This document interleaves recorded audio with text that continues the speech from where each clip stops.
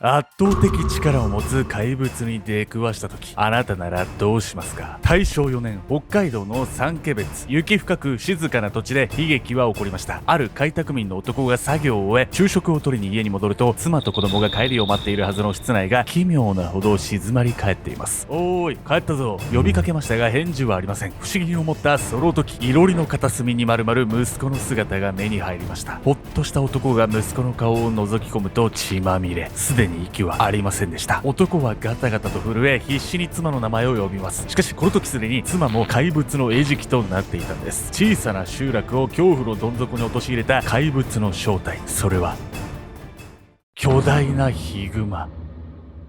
巨大ヒグマによって次々と食い殺される住民たち。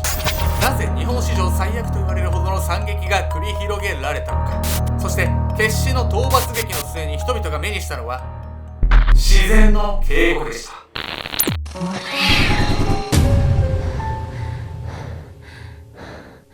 うございます。赤シャツに戻ったよ、ケンちゃんです。はちみつ大好きおにゃんこですクリストファー・ロビン。本日皆様にご紹介するのは史上最悪の熊の害と書いて有害ね、三毛別ヒグマ事件についてなんです。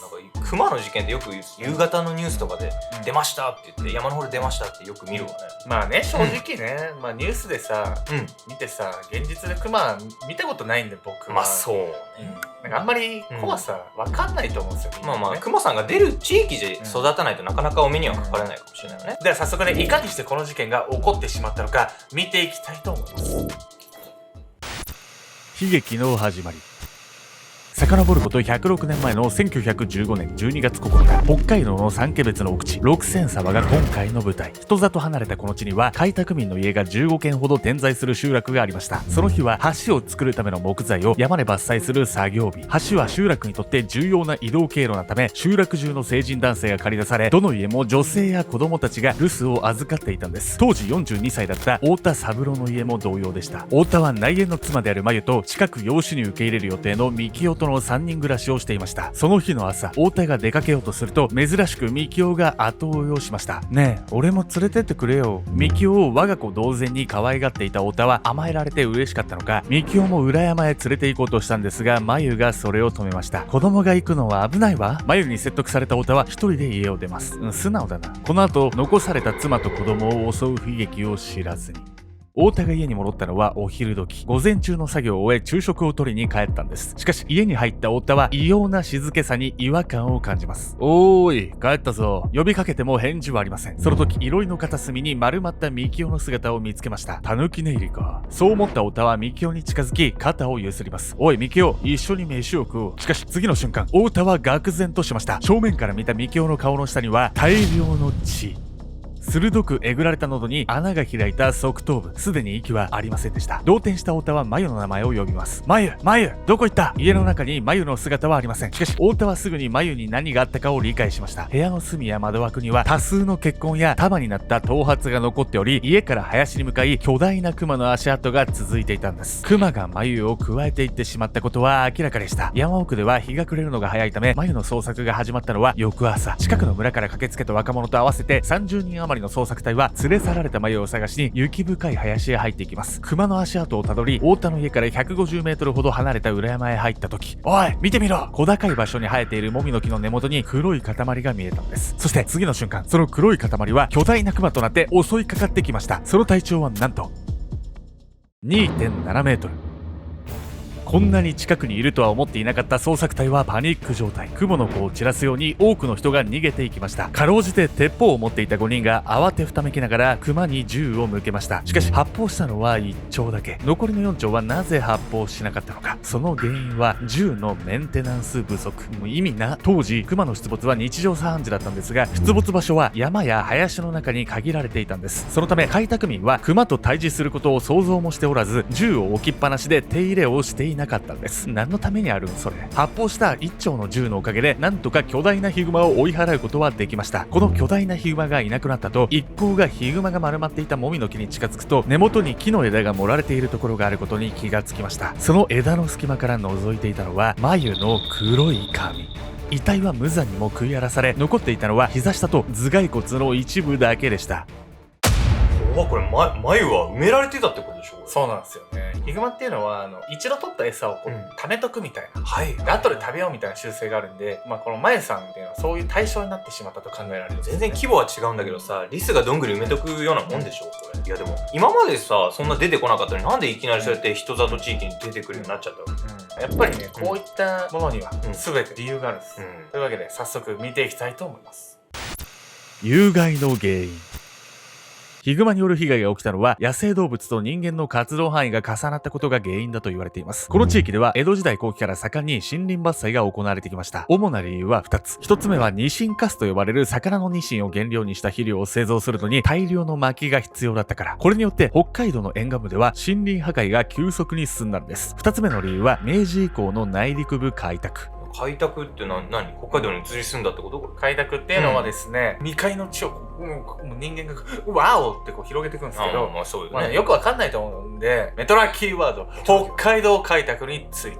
北海道開拓。政府が巨額の財政投資を行い、明治初期から大正期にかけて行った当時ほぼ未開拓の地であった北海道の開発、ロシアに対する防衛や天然資材の開発が主な目的でした。事件が起きた三家別の集落も本州から北海道に移住してきた開拓民で構成されていました。しかしその生活は貧しく、住宅は粗末な小屋だったのでヒグマが侵入するのはとても簡単だったんです。先に手出しちゃったのが人間だったってことね。でもそれにしても人間の方も移住者ってことはさ、そこに慣れるのにすごい苦労するんじゃないのこれって。おっしゃる通りでですね、今回被害をね拡大させてしまった原因の一つに、比較的新しいね移民が多かったっていうのが挙げられるんですよ。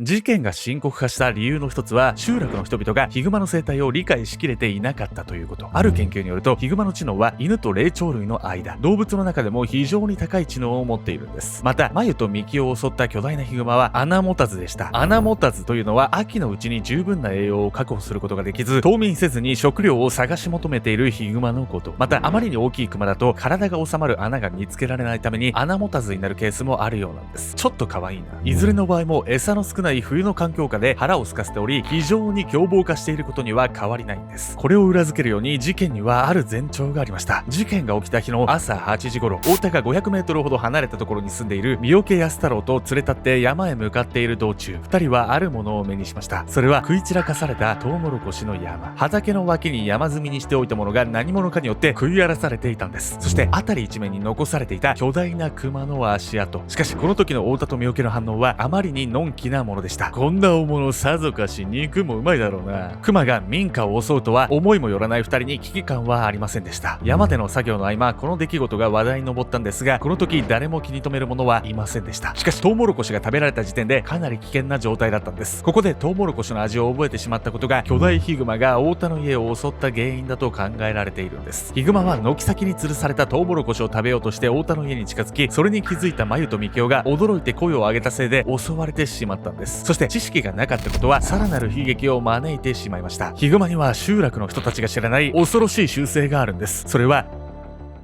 強い執着心。トウモロコシを繰り返し狙ったように、ヒグマは一度味を占めたものを必要に追い求める習性があります。眉の体を埋めて取っておこうとしたのもこの習性の表れ。これを知らなかった太田たちは眉の遺体を葬儀のために自宅に運んでしまいます。眉の遺体が家に戻ったのは辺りが暗くなった午後5時頃。察しの良いメトラの皆さん、何が起こるか分かったかもしれません。大切に取っておいた餌がなくなっていたとしたら、取る行動は一つ。ヒグマが執着心強いだなんて初めて聞いたわよ私。他にもですね、火を恐れないとか、逃げるものを追うっていうね習性があるんですよ。でも火も恐れないんだ。私こうやって松明バーバーってしたら逃げるようなイメージがあったんだけど違うのね。違うんですよ。あくまでね、通説としてはあるっちゃあるんですけど、実際ね、まゆさんもね松明燃やして威嚇したみたいな跡があったんですよ。でもやっぱ効果がなかったんですよね。エスカレートする恐怖。眉の遺体が自宅に戻った12月10日の夜、太田の家ではささやかな通夜が行われていました。この時は集落の人々はすっかりヒグマに怯えていて、参列したのは親族を含めて10人に満たなかったんです。痛ましい妻と子供の姿を見て、さぞかし太田は胸を痛めたことでしょう。しかし事件は終わるどころかエスカレート。午後8時半頃、太田の家にけたましい音が鳴り響きました。そしてその音とともに現れたのは巨大なヒグマ。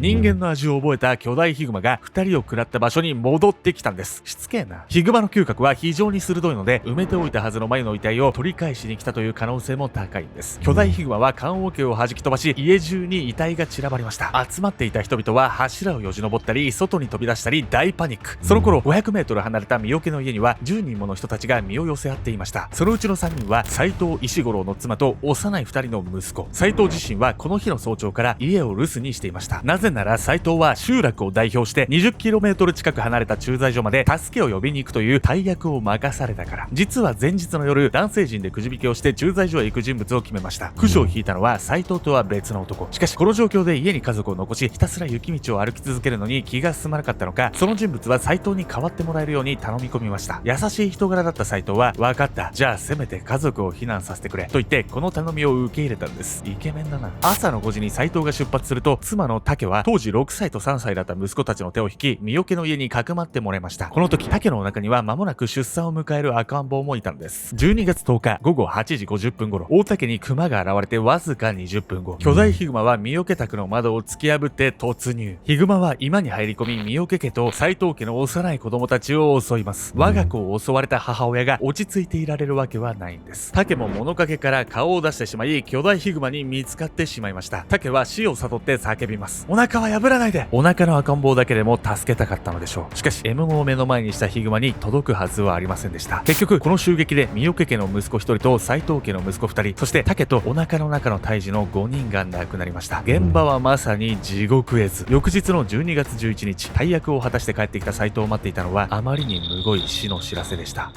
斉藤さんが辛すぎるわよ。せっかく集落のためにやってくれたのにさ。でもこの斉藤さんのね、通報のおかげでヒグマ退治っていうのが本格的に動き始めるんです。巨大ヒグマの討伐劇。事件発生から3日後の12月12日、斉藤の通報を受け、ついに警察が動き出しました。警察や志願者の農民、アイヌ民族を含む人々で討伐隊が結成。みんな鉄砲や槍などで武装して巨大ヒグマの行方を追いました。しかしなかなかヒグマを発見することができません。このままでは冬眠されてしまうぞ。人々が恐れていたのは、腹が満たされたヒグマが冬眠に入り野放しになること。その前に何としても奴を仕留めなければいけない。そこで討伐隊が思いついたのは信じられない作戦でした。なんとヒグマをおびき寄せるために遺体をおとりにするというんです。ヒグマが獲物を取り戻そうとする習性を利用した作戦でした。この残酷にも思える方法に反対する村民は一人もいません。それだけ全員が一刻も早くヒグマを捕まえたかったんです。こうして三桶家の居間に死亡した犠牲者7人の遺体が並べられ、部屋の隅では7人のマタギが銃を構えて待ち構えました。やがて匂いにつられた巨大ヒグマが三桶家に近づいてきます。しかしヒグマの方が一枚上手。マタギの気配を察したヒグマは家の中には入らず、そのまま立ち去ったんです。奇策も虚しく、この日はヒグマを退治することは叶いませんでした。状況が変わったのは翌日12月13日、三桶家に待機していたマタギの一人である山本平吉が巨大ヒグマを目撃したんです。ヒグマは避難して無人になった家に入り込み、食料や傾斜の鳥を食い荒らしていました。そして事件発生から5日後の12月14日、ヒグマの足跡を追う討伐隊とは別に山本は一人で山に入っていきました。この山本は三桶が別の村から呼び寄せた有名なマタギで、若い頃から山を駆け巡り、生涯で取ったヒグマは300頭と言われています。そんな山本が討伐隊よりいち早くヒグマを発見したんです。熊は大木に寄りかかり、こちらに気づいていません。今だ！山本は20メートル離れた場所から巨大なヒグマに向かって発砲しました。弾は見事ヒグマの心臓に命中。しかし巨大ヒグマはそれでもなお山本に襲いかかろうとしたんです。山本はすぐさま2発目を撃ち込みます。銃弾はヒグマの頭部を貫通。ついにヒグマの射殺に成功するんです。ヒグマの体重は340キロに及び、腹の中からは三毛別以外の村で食べられた女性の衣服の切れ端も見つかりました。こうして集落を襲ったヒグマは退治され、事件は無事終焉したかのように思えたんですが、実はこの話には続きがあるんです。ヒグマの巨大な死骸をソリに乗せて山から下ろすとき、人々は奇妙な体験をしました。ソリを引き始めるや否や、ずっと晴れていたはずの天候が急に乱れたんです。暗雲が立ち込め、強い風が吹き荒れ、一行は激しい吹雪に打たれました。この天候の急変を村人は熊風と呼んで語り継いだと言われています。熊風は自然との境界線を飛び越えてしまった人間への警告だったのか。1990年7月、周辺住民らによって事件を後世に残すため、三毛別ヒグマ事件復元地が作られました。実物大の巨大ヒグマ像が事件の恐ろしさを感じさせると同時に、もしかしたら本物のヒグマが出るかもしれないという雰囲気に背筋が凍ります。